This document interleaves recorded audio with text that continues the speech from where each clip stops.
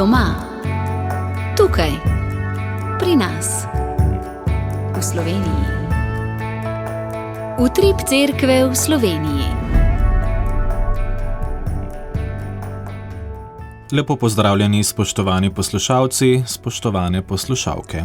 O pomenu zvestobe vere v težkih časih ter odgovornosti današnjih kristjanov, da evangelij živijo v vsakdanjem življenju, je ljubljanski nadškof Stanislav Zore spregovoril pri nedavni slovesnosti 80-letnice prihoda milostne podobe Marije Pomagaj v Zgornji Polskavi. Prisluhnili bomo še nekaterim njegovim poudarkom, prav tako pa pogovoru z rektorjem vikariata Zavoda Antona Martina Slomška v Mariboru, Ivanom Štuhecem, ki je zbral vtise po uspešni akciji zbiranja sredstev za obnovo strehe športne dvorane. Na koncu pa še nekaj novic iz življenja cerkve. Vabljeni k poslušanju.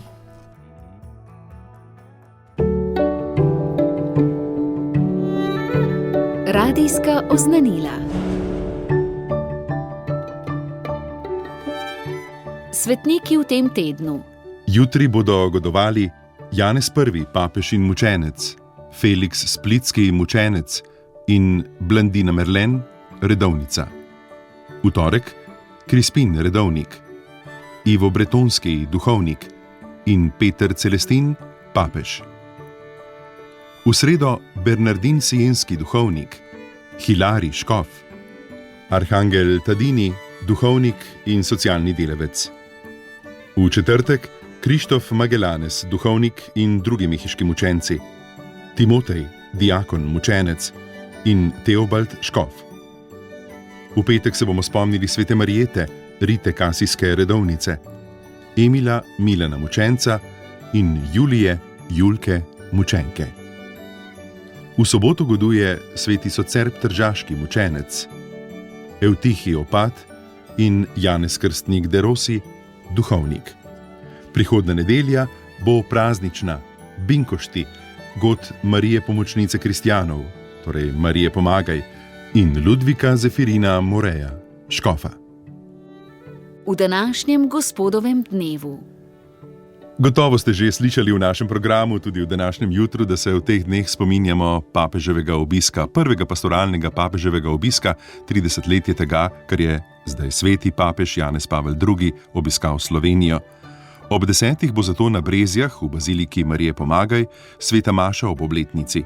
Daroval jo bo pater Ciril Božič, ki je bil v času obiska gvardijan frančiškanskega samostana na Brezjah. Ob godu svetega Jošta bo danes ob 10. sveta maša v podružni cerkvi svetega Jošta nad Kranjem. V Škofji Loki, v tamkajšnji cerkvi svetega Jakoba pa bo ob 10.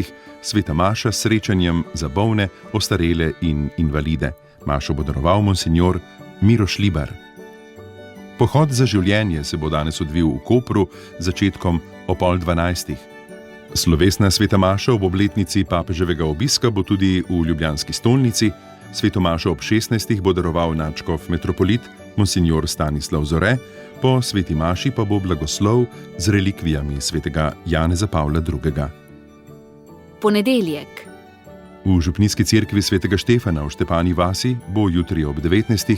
sveta maša in molitev za bolnike z diagnozo raka, njihove sorodnike in prijatelje, pred relikvijami svetega Leopolda Mandiča.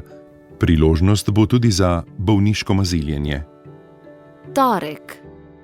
V Murski Soboti bodo v torek praznovali 10. obletnico Pomurskega materinskega doma, svetovalnico Škofijske Karitas Murska Sobota.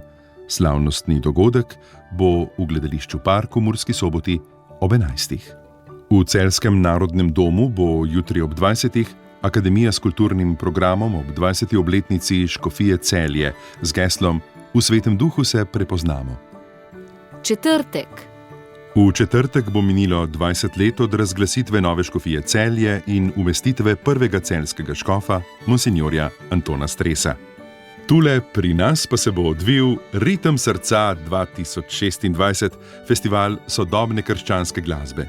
Začetkom spremljevalnim programom že ob 17:30, na to pa osrednji dogodek zvečer ob 19:30 bo veliki oder odprla zasedba Rafa Worship, ob 20:00 pa res uraden začetek festivala s predstavitvijo novih pesmi in spremljevalnim programom v izvedbi festivalskega benda z gosti. Pripravljamo se, računamo na vas in komaj čakamo četrtek.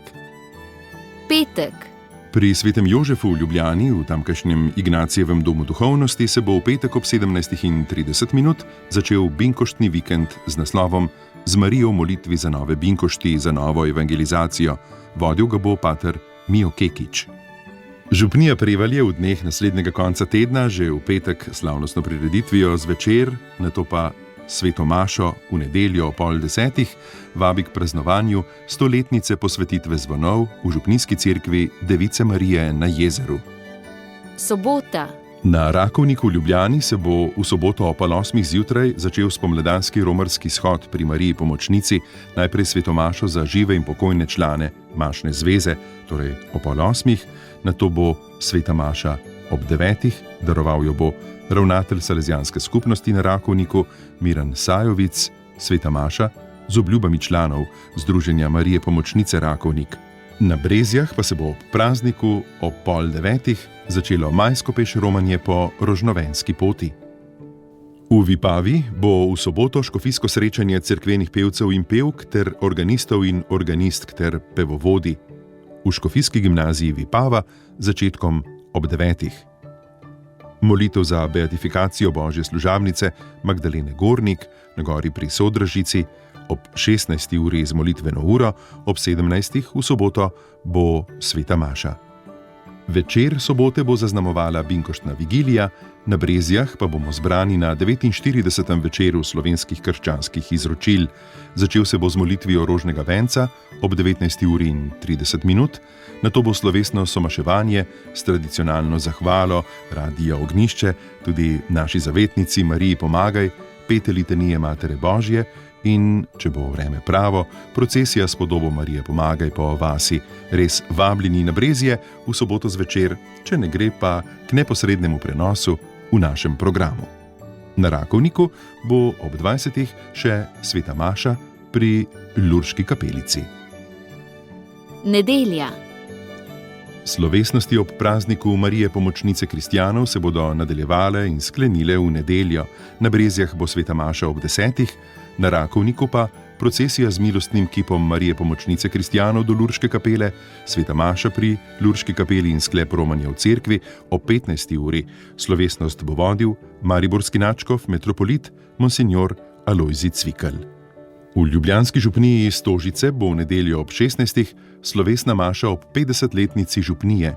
Slovesnost bo vodil, sveto mašo daroval nadškof Zore. Želimo vam lepo nedeljo in vas vabimo k poslušanju nadaljevanja oddaje Utrip cerkve v Sloveniji.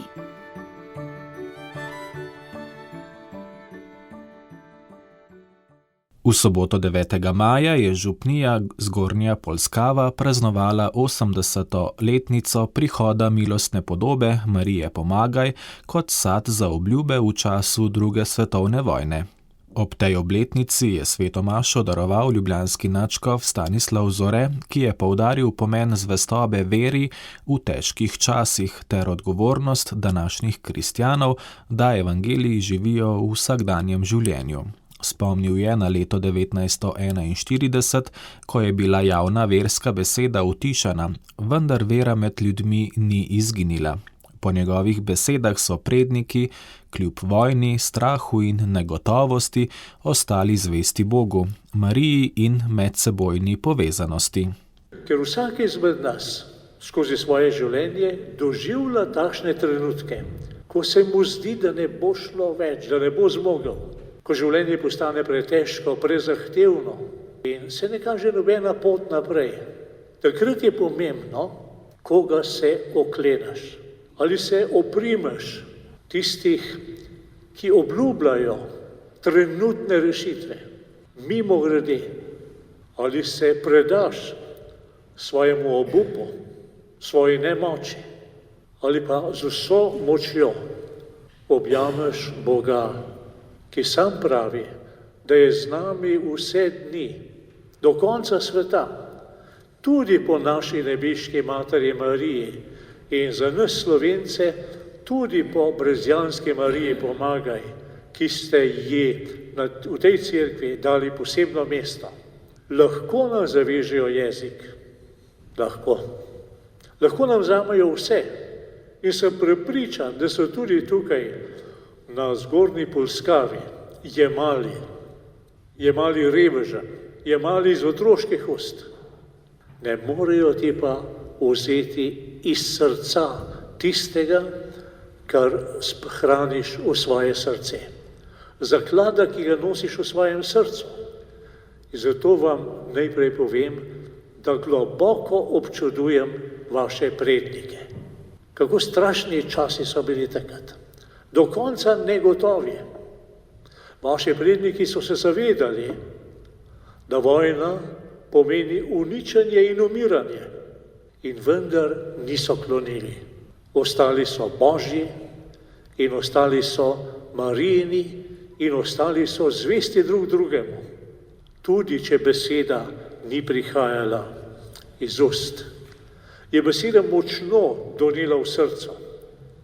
In čeprav niso poslušali pridig, so njihove pridige postale njihove molitve, ki so iz dneva v dan dvigala njihove prošnje pred Boga in jih utrjevale, da so znova in znova našli moč za naslednji korak, za naslednji dan, za zvestobo.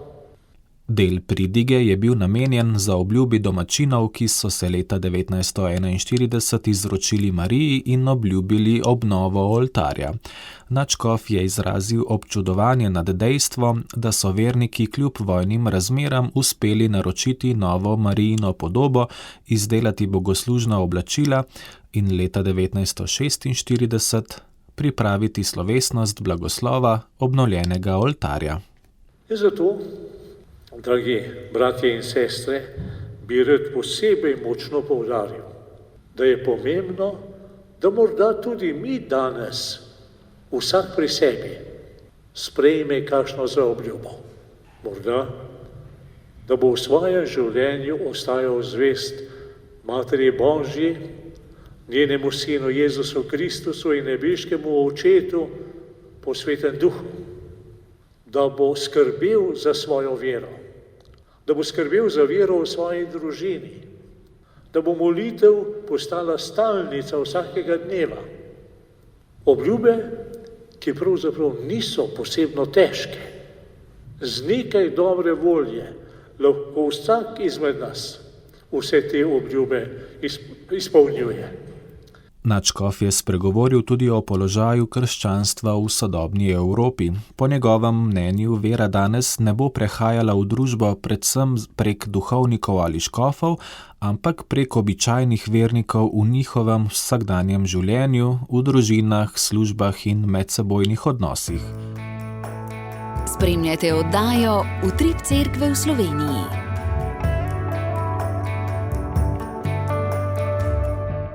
Zbiralna akcija za obnovo strehe športne dvorane Zavoda Antona Martina Slomška v Mariboru je bila precej uspešna, vendar še ni zaključena. Kakšne so ocene in vtisi, smo poklicali rektorja vikariata, dr. Ivana Štuheca. Ja, mi smo najprej zelo hvaležni vsem, ki so pri teh akcijah sodelovali. Bilo jih je več, moramo nekako videti stvari v medsebojni povezavi in sicer začeli smo v postnem času nagovarjati župnije, tako po eni strani preko časopisa Družine, kako preko vašega radija in hkrati tudi smo pošiljali na župnije v tiste škofije, kjer so nam ordinariji to dovolili, položnice in plakate. Tako da to je bil prvi korak v letošnjem postu. Potem drugi tak intenziven del je bil teden katoliškega šolstva, ki je pa hkrati tudi sovpadal v čas, ko smo mi imeli dobrodelni koncert v SNG Maribor. Tako da nekako do konca meseca aprila oziroma do časa po prvomajskih praznikih smo iz vseh teh, lahko rečemo, 3 težišč v celotni akciji zbrali 220 000 evrov, kar je zelo lepa vsota in smo seveda za to zelo hvaležni. Lahko rečemo, da je to približno ali pa skoraj da natanko 10% celotne vsote, ki bo potrebna za to, da bomo poravnali vse stroške, ki so bili povezani z to nesrečo. Kaj pa sedaj sledi še nadalje? Kako boste postopali v prihodnje pri tem zbiranju? Ja, kar zadeva zbiranje, seveda je vsak dar vedno dobrodošel in bomo za njega hvaležni. Sicer pa seveda zdaj nastopa obdobje tik pred počitnicami in poletje in v takem obdobju seveda nima smisla, da delamo kakšno posebno akcijo. Letošnja Slomškova nedelja, 27. septembra, bo pri nas v tej obnovljeni telovadnici in takrat okrog Slomškove nedelje bomo spet nekako zagnali novo akcijo, ki pa bo dobila seveda svoje konkretne oblike tam v mesecu septembru, ne pa prej. Drugače pa seveda mi ne bi mogli telovadnice obnoviti, če ne bi bilo tudi darov iz tujine, potem slovenske škofije in redovne skupnosti so v prvi fazi nam priskočile na pomoč, hkrati pa smo seveda vzeli tudi kredite, tako da približno naslednjih 10 let predvidevamo, da bomo iz naslova telovadnice vračali te kredite. Sicer pa, če se je kdo počutil mogoče nagovorjenega pri najinem pogovoru, še vedno lahko pomaga. Ja, seveda, vedno so vsi darovi dobrodošli, saj veste, da zavodi, kot je naš in vsi ostali zavodi, ki so povezani z vzgojo in izobraževanjem mladine, niso neke profitne organizacije, ampak vedno iščemo določena sredstva tudi na ta način, da nagovarjamo donatorje in sponzorje. To se bo seveda tudi nadaljevalo v prihodnosti, brez tega preprosto ne gre. Upamo pa tudi, da se bo na področju zakonodaje položaj med javnim in zasebnim šolstvom veliko bolj izenačil, kakor pa to zdaj vlada že praktično 30 let, ker smo zasebniki diskriminirani, z zakonom diskriminirani.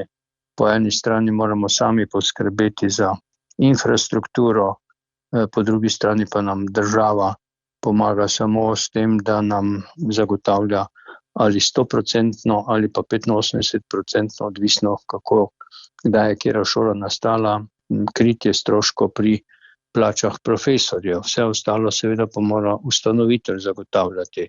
Tako da z vidika države so zasebne šole za državo najbolj poceni varianta. Medtem ko vemo in poslušamo od določenih političnih strank, ki se neprestano zavzemajo samo za javno, tako za šolstvo kot za RTV javni, kot za zdravstvo javno in tak naprej, da v to javno vlagamo vsi, ker smo vsi davkoplačevalci. Politika pa potem selekcionirano vrača ta denar davkoplačevalcem in tu je praktično ena temeljna krivica, ki zadene tudi vse privatne inštitucije. Seveda, jaz osebno tudi nimam nič proti temu, da vsak, ki se odloči za to, da bo imel privatno ali zasebno izobraževalno inštitucijo, nekaj sam v to vloži. Vendar recimo tako, kot če pogledamo zdaj mi v naši situaciji, prvič je mariborska škofija utrpela ogromno materialne škode, sem vedno bolj prepričan po veliki krivici, ki se je zgodila s tem, ko so se spravili zvonovi v stečaj in kar je potem prizadelo indirektno škofijo. Po drugi strani ta nesreča, ki se je nam zgodila, je posledica koruptivnega dela tistih, ki so izvajali dela in to je propadla firma SCT in zavarovalnica takih stroškov ne krije, zato ker je v bistvu za te vrste nesreče odgovoren tisti, ki je dela izvajal. In mi smo ostali praktično na čistini, izvajalca ni več, zavarovalnica nam nič ne povrne, in tako bomo spet sami morali reševati to vprašanje in ta problem.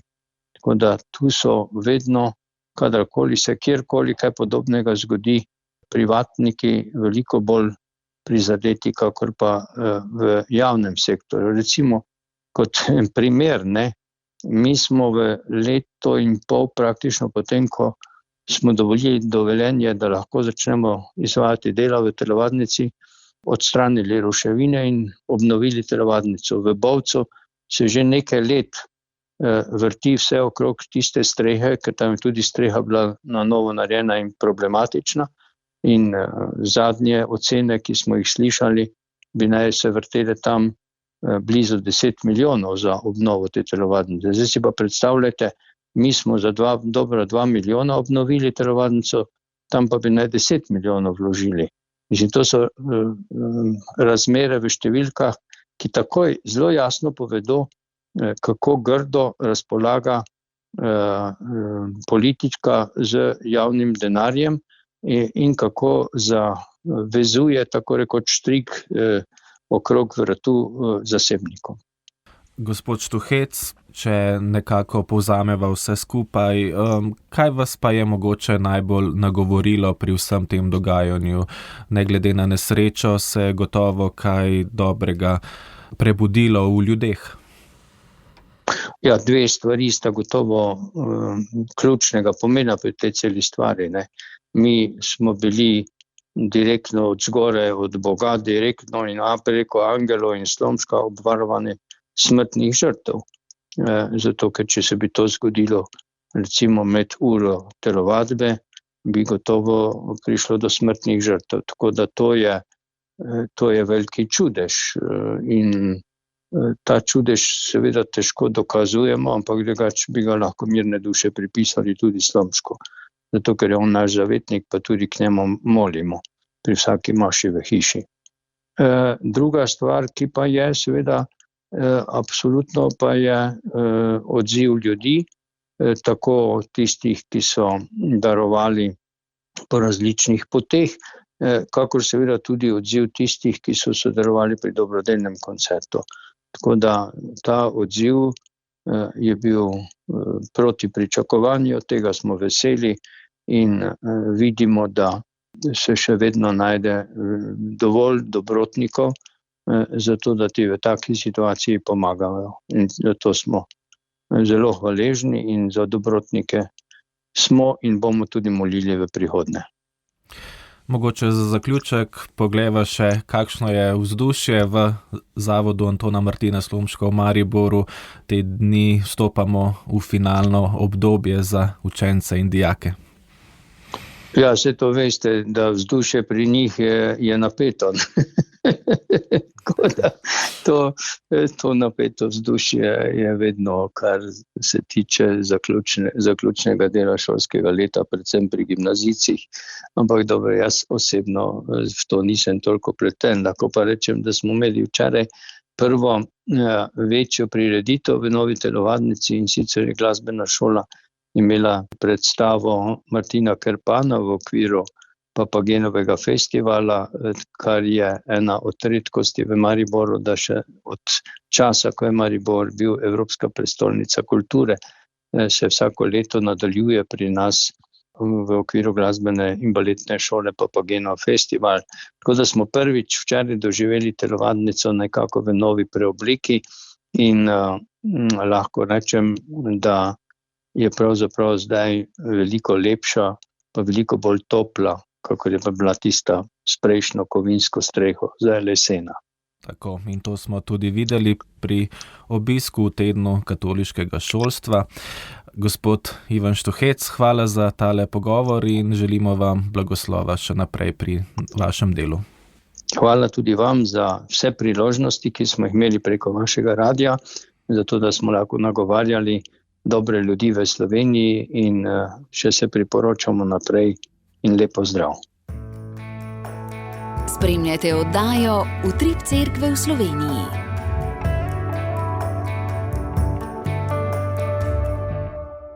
Še nekaj novic iz življenja Cerkve v Sloveniji. V Kopru bo danes pohod za življenje pod geslom Srce bije že 22. dan po spočetju.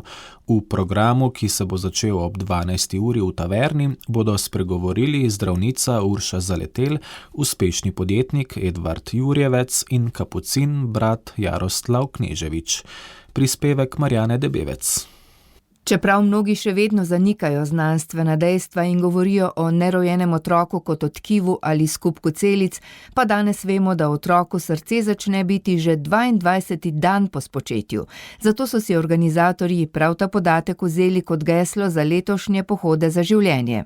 Ja, želim, da bi to res lahko tudi premaknilo kakšno srce, kakšne mamice v Sloveniji in tudi dali mogoče informacijo, za katero mogoče še ni vedela, ko bi imela recimo pomislek, kaj narediti z nezaželeno nosečnostjo, da bi to odzvanjalo v njenem srcu, v njeni glavi, da je ta otrok živ, ker ima že srčni utrip. Je za naš radio pojasnila voditeljica Urša Cankar-Soares. Na letošnjem pohodu za življenje v Kopru bodo pričevalci spregovorili o pogumu mame, ko se rodi drugačen otrok, o bolečini spoznanja, da me je mama želela splaviti, in o posledicah, ki jih prinese splav. Kapucin Jaro Kneževič, ki smo ga že lani spoznali v Mariboru, pa bo letos v Kopru povedal malo več o tem, s kakšnimi stiskami se soočajo ženske, ki naredijo splav, in bo govoril res o teh posledicah, s katerimi se srečuje, ko se pogovarja z ljudmi. Primarni cilj pohoda za življenje je sicer širiti veselje do življenja, obenem pa je to tudi prostor, kjer razumevanje najdejo mamice, ki so naredile splav.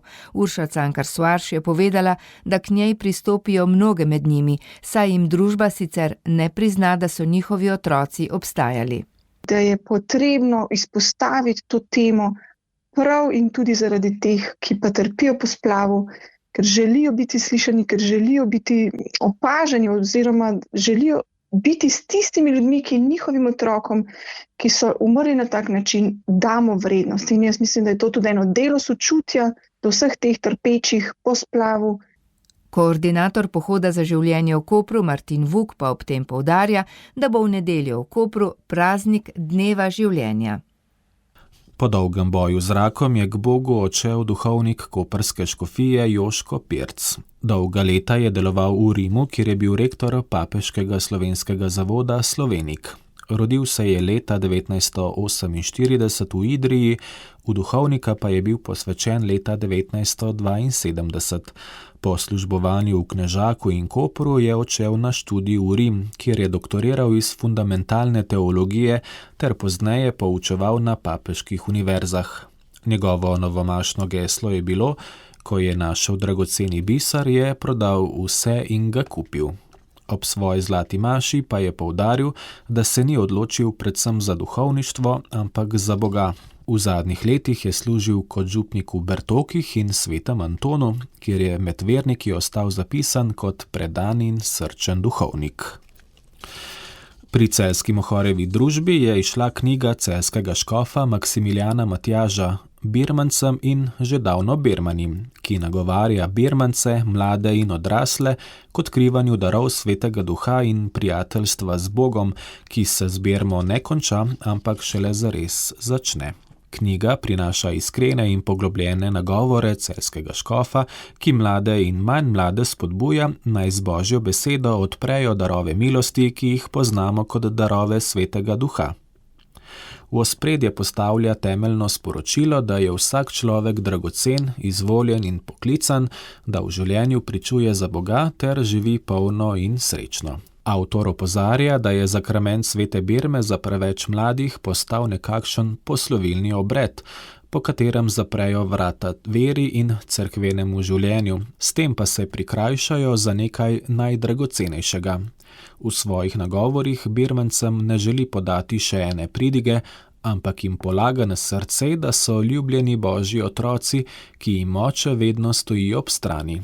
Ob škofovih nagovorih knjiga vključuje tudi razmisleke najstnika, ki se pripravlja na Birmo, ter mladega kristjana, ki se ozira na svojo birmansko izkušnjo. Nastaja tako globok, mestoma tudi humoren knjižni opomnik, da so darovi Svetega Duha izjemno darilo, vendar jih je treba sprejeti in živeti. Ob koncu oddaje pa naj vas še spomnim, da prav danes mineva 30 let od obiska svetega papeža Janeza Pavla II. V Sloveniji. Ob tej priložnosti bo v ljubljanski stolnici sveta maša, ki jo bo daroval ljubljanski nadškof metropolit Stanislav Zore, prenašali jo bomo tudi na valovih Radia Ognjišče ob 16. uri.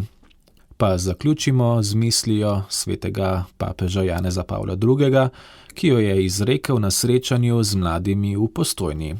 Korajža velja, hodite v veri, upanju in ljubezni. Lepo in blagoslovljeno nedeljo vam še naprej želim, Rok Mihevc. Oddaja vam je na voljo tudi med podcasti in v našem audio arhivu. Obiščite radio.ognjišče.si.